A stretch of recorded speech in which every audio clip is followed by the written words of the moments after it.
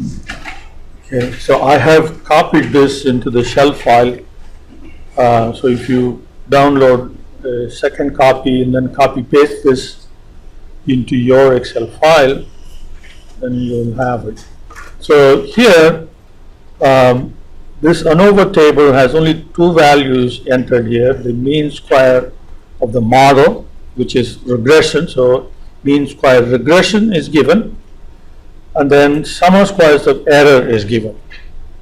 Okay. Then it also gives how many observations there are. Okay. So we have a multiple regression model that has been developed with a sample of data of size 50. So that means our n is 50. So with n being, if n is 50, then you know that the degrees of freedom for total is what? Exactly, n minus 1, right? N minus 1. So n minus 1, so we have that. Then it says there are 10 independent variables. Okay, 2 of the 10 independent variables are qualitative variables, or nominal or ordinal, right? With 3 and 5 levels. So how many variables are in the model? Okay, so that would be our degrees of freedom for model. Okay, so there are 10 independent variables, out of which 2 are nominal or qualitative. So that means there are 8 interval variables.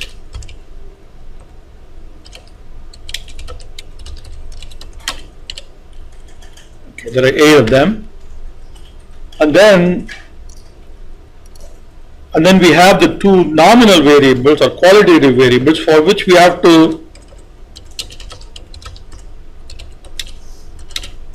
define dummy variables, right? So how many dummy variables are needed for the first one?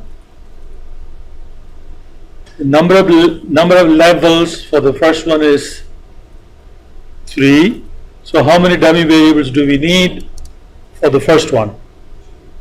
It's 2. Dummy variables for the second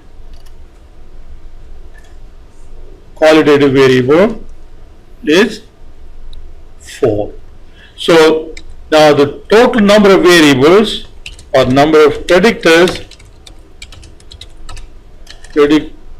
variables is 8 plus 2 plus 4. 8 interval variables, 2 dummy variables for the first qualitative variable and 4 dummy variables for the second.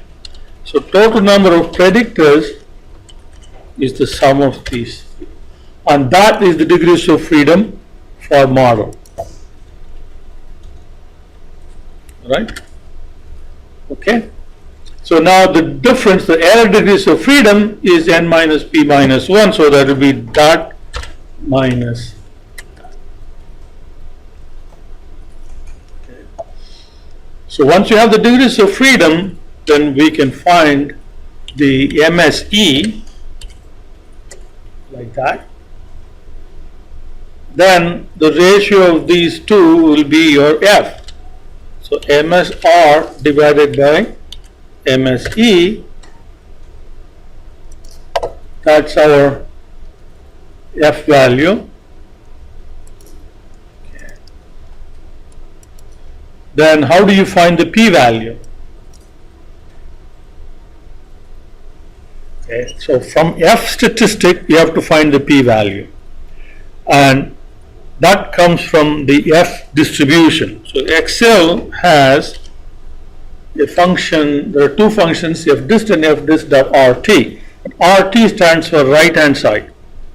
So when you have a F distribution is a distribution that's only on the positive side. So it's something like this. Okay. Now, if this is the F calculated value, that's a P value. Okay, and f.this.rt will give you that value. So use that function, and that has three things that you have to provide: the value of f itself, so that's the first one, and then the degrees of freedom, two of them, the numerator degrees of freedom and the denominator degrees of freedom. Numerator is MSR, so that's the degrees of freedom for numerator, and then we have denominator degrees of freedom, which is the degrees of freedom for MSE.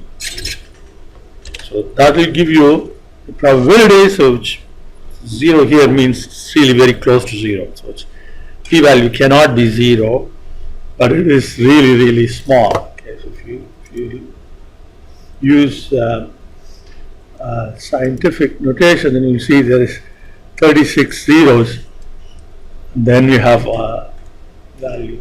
But anyway, so let's put it back like that. All right, so now there is only one thing that's left blank, that is our SSR, sum of squares regression. Remember, mean square regression is SSR divided by degrees of freedom. So SSR will be a product of these two. So if you take MSR multiplied by the degrees of freedom, so that will give you, and then when you add these two, that will give you the SST. So that's SSR, SSE, and SST. So now we have the entire ANOVA table for regression constructed from the given information.